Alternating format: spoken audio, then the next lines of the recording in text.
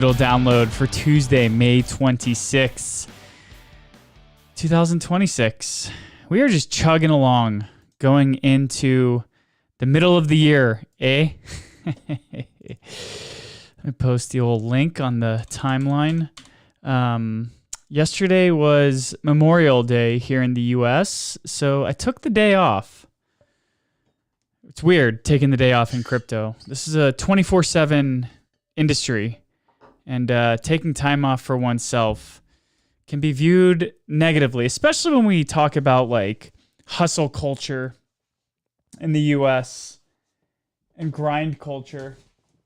But yeah, here we are. Sorry that we weren't here yesterday. We'll be here this week. There's not much going on, it feels like, in crypto these days. Not much going on at all. Yeah. I had a conversation this morning about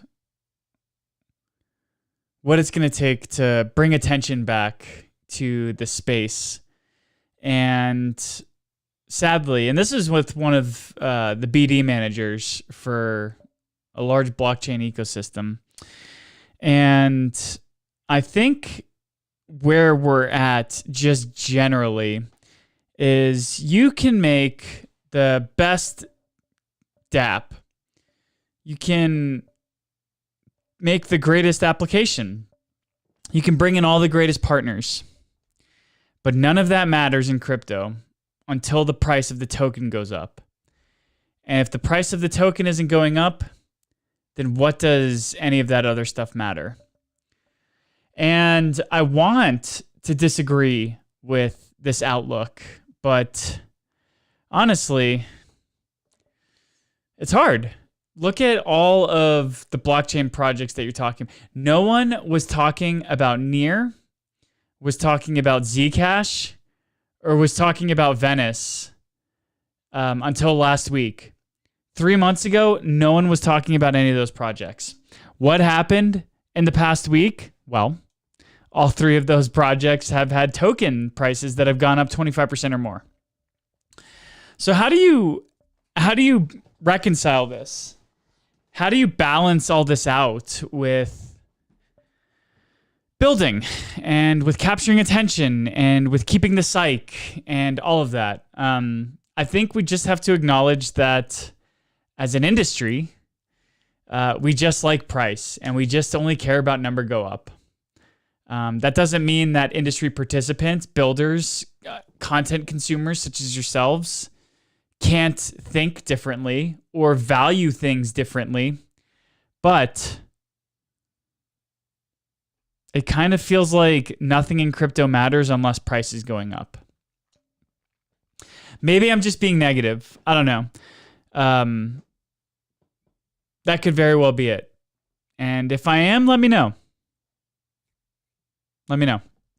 Anyways, that being said, despite my kind of cynical morning take, it feels like a Monday, even though it's a Tuesday. I'm sorry you guys are getting cynical Dylan today. Apologies. But that being said, I still think there's some good news out in the crypto market. But let's start with some negative Ethereum news. I wouldn't even say this is negative.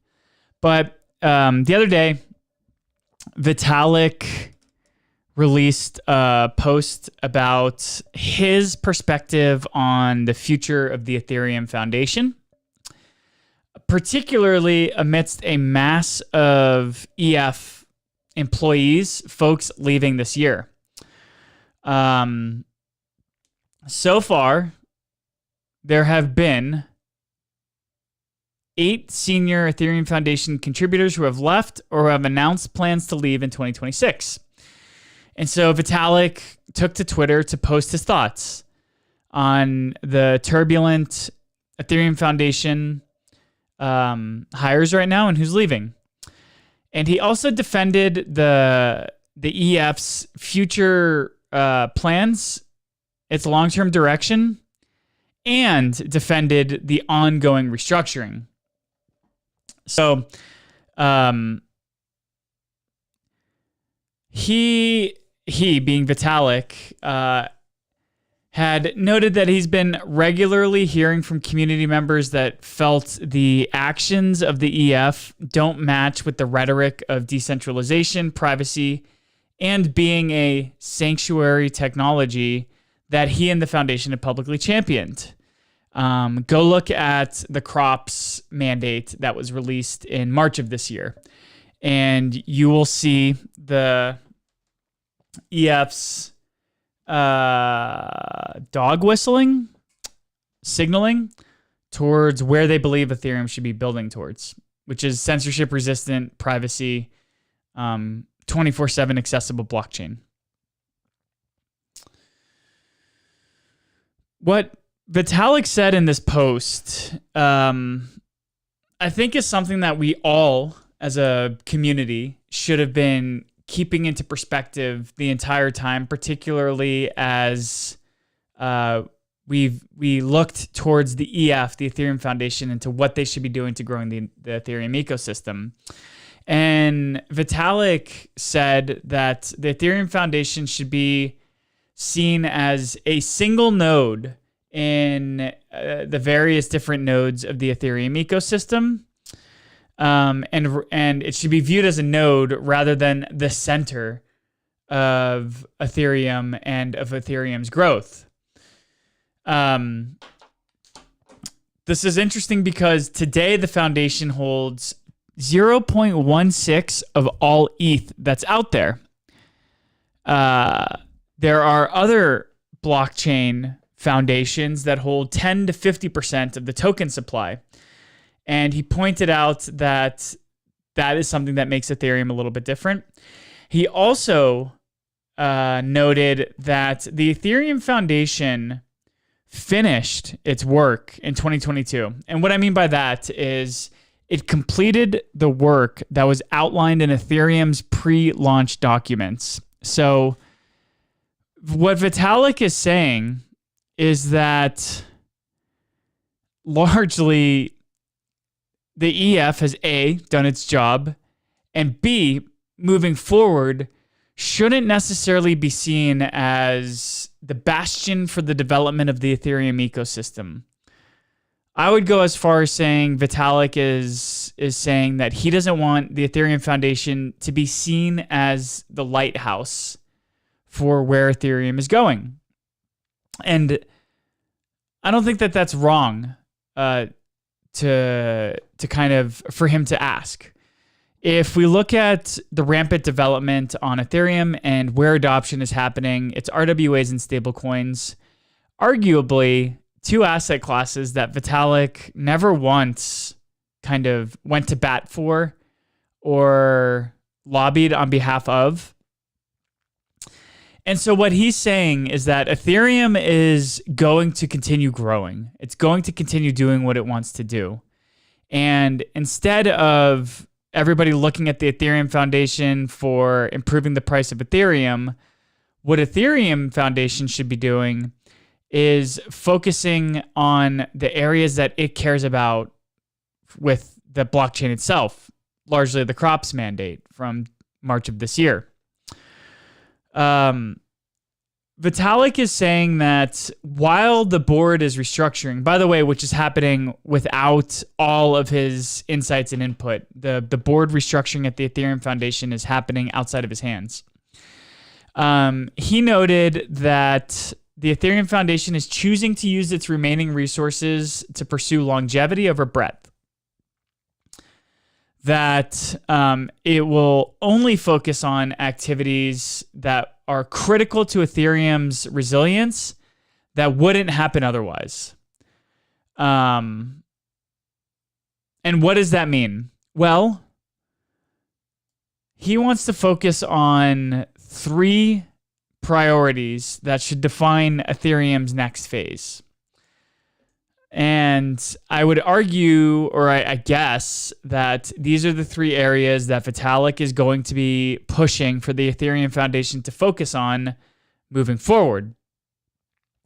The first of these three areas is a provably bug-free Ethereum, which can be done via AI-assisted formal verification. Vitalik himself said this was widely considered as impossible until about 6 months ago. Thank you to advancements in AI. The second is an available chain consensus, which he says Ethereum already has, and with a lean consensus, would continue to be the only chain offering both traditional Byzantine fault tolerance style safety under asynchrony and Bitcoin style proof of work safety against 49% attackers under synchrony. And then the third priority is intermediary minimization. And he cited ongoing work with Fossil, EIP 8141, EIP 7701, and the Ethereum Foundation's Kohaku wallet framework. Ethereum Foundation first announced or released information about Kohaku around DevCon last year, in November, when it was in Buenos Aires. Another thing that I want to note, and this is what kind of got CT a little bit excited, I guess, or maybe perked their ears, because this is the first time that we've heard Vitalik talk about ETH as an asset. He called ETH the most high-value product, financially speaking, in the Ethereum ecosystem. He said the properties he's pushing are good for ETH, but acknowledged that some necessary work to support ETH falls outside of the Ethereum Foundation's scope and will require other heroes to step in. Vitalik is saying, if you want to, putting words in his mouth, long story short, if you want to shill and champion the price of ETH, then create an entity that does that, that goes out and does that. That being said, all this said, Vitalik closed his post out by saying the Ethereum Foundation will be a smaller ship than in previous years, a more opinionated one, and in some cases, more opinionated in ways that might be difficult to comprehend, but a longer lasting one. So, an interesting post to come from Vitalik, I think, during a period of fear, possibly, when we're seeing all of these Ethereum Foundation OGs leave. That being said, anytime there is a disruption, anytime one door closes, another door opens. And in positive news for ETH, Bitmine, Tom Lee's company, has bought more than 100,000 ETH yet again as it gets closer to its 5% goal of owning 5% of the total Ethereum supply. Bitmine's treasury grew to 5.39 million ETH after the company added over 100K amidst a price decline that the company viewed as a buying opportunity. The company is now 89% of its way to owning 5% of all of the total Ethereum supply, less than a year after announcing this strategy. For those out there who are looking for bold porn, here you go.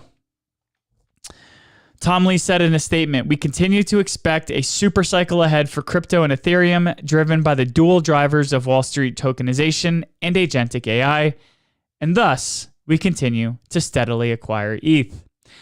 For all of those of you who have bags that are underwater, look no further than Tom Lee's Bitmine for giving us a confirmation bias for those of us who have been buying or holding ETH." Speaking of tokenization, Bitget has launched its RWA platform called Reality as Bitget pushes into tokenization. Reality will initially focus on tokenized exposure to selected US stocks and ETFs. The platform will the platform will issue, quote, rTokens, which are on-chain representations of publicly traded equities and ETFs. Each rToken is backed 1-to-1 by real shares held with a FINRA-registered, SIPC-protected U.S. broker-dealer. Reality is designed to give users access to markets that geography, trading hours, fragmented platforms, and settlement barriers have traditionally constrained. Tokenizing equities provides borderless, permissionless, 24/7 trading. Makes total sense. Congratulations to Bitget and launching Reality. Hyperliquid rolled out its prediction markets. They launched them earlier this month, but now the validators are governing the prediction markets. The prediction markets are the result of the HIP-4 upgrade.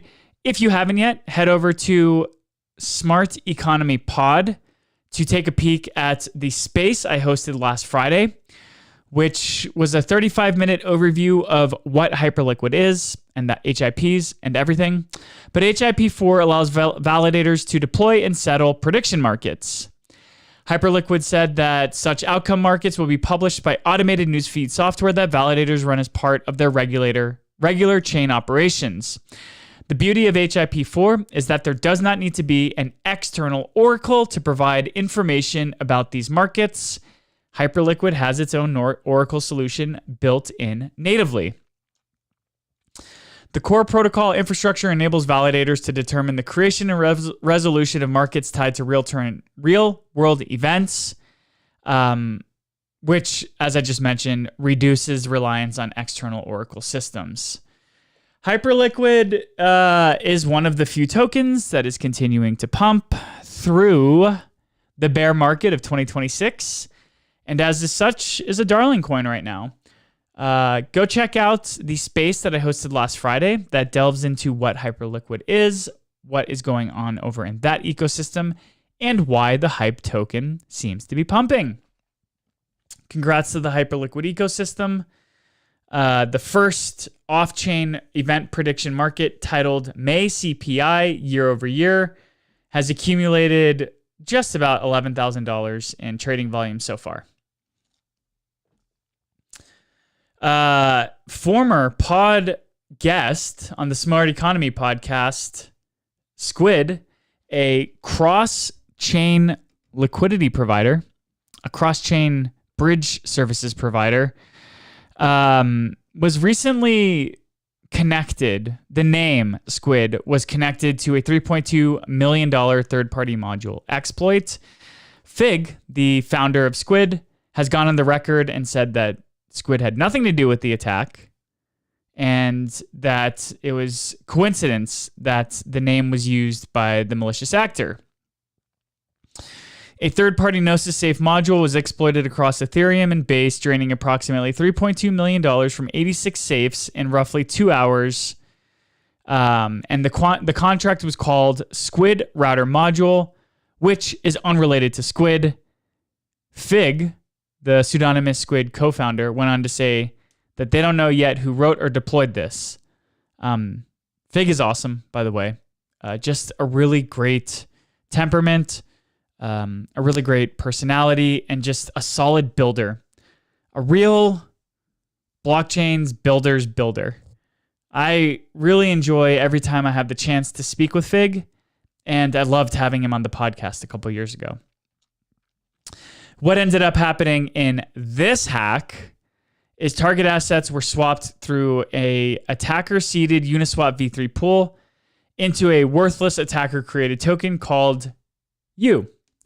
The attacker then removed liquidity from the pools and consolidated the proceeds into roughly 3.7 million DAI, which is now being held in a wallet. Well, DeFi has logged more than $770 million in losses in 2026, and April alone set a record of 30 incidents where that was the most, 30 incidents in a month, where more than $630 million was drained. Not the most amount of funds drained in a month, but definitely the most amount of attacks on record. And this isn't slowing down, folks. We are in the thick of security season. When you have AI becoming more and more commonplace, we're just going to see more and more of these attacks. It just is what it is. Do what you can to make yourself a less easy victim. do what you can to make it more difficult for malicious actors to go after your crypto and to harm you. That's the best thing that you can do in 2026. And then lastly, Ethereum's Hegota upgrade will be taking place in the second half of 2026. Expect to start hearing more news and information about the forthcoming hard fork for the Ethereum blockchain. And Tom Lehman, co-founder of L2 network Facet, has pitched EIP 8182 for inclusion into Ethereum's Hegota upgrade, arguing that a protocol-managed shielded pool can bring private ETH and ERC20 transfers to the base Ethereum layer. The proposal calls for a pool to be deployed as a system contract using a UTXO-based design with no admin key, proxy, or pause mechanism. Hegota is Ethereum's upgrade that will be taking place in the second half of 2026. And developers have formally added Fossil, the censorship-resistant mechanism, as the upgrade's consensus layer headline. And this is a move that Vitalik Buterin has called part of building a cypherpunk principled Ethereum. So I think the running narrative for Ethereum moving forward for the next month or two will probably be the focus and attention and efforts put on or paid towards privacy. And this is in line with the crops mandate that the EF forced everyone to sign in March. So that being said, even though we're seeing kind of tumult in EF and Ethereum Foundation and in the Ethereum ecosystem itself in terms of outlook for Ethereum Foundation leadership, block by block, Ethereum continues to keep chugging along. Bitcoin continues to keep chugging along despite macroeconomic fear, uncertainty, and doubt. I have avoided talking about price specifically on these daily digital downloads because what the hell do I know? Why would I speculate on price? The market is irrational. The market will remain irrational longer than the investor can remain solvent. And I really don't like talking about price too much because it's low-hanging fruit. Broken clock can be right twice a day. So anyone who talks about price and gets excited whenever they get it right, look for all the tweets where they got it wrong. You know, what am I going to be offering you talking about Bitcoin and Ethereum price? Nothing. You can go find chartists who talk about that stuff, but I don't really believe in it. I don't really believe in astrology. In fact, I would say that there's probably more of a correlation with astrology predicting the price of an asset rather than a technical analyst or a chart maker. But it's only Tuesday and I don't need to be putting my foot in my mouth and starting beef with traders on CT. So I think that'll do it for today. If you haven't yet, please subscribe to our newsletter at thesmarteconomist.beehive.com. It's just a weekly aggregation of what we spoke about this week during the daily digital downloads. And if you haven't yet, go subscribe. It'd be great. I would love your support. I would appreciate it. And if you don't want to, you know what, man? You don't have to. It's 2026. You can live your life how you want. Anyways, folks, with all that said, thank you so much for tuning in to today's daily digital download. We'll catch you tomorrow. And until then, be safe, be easy,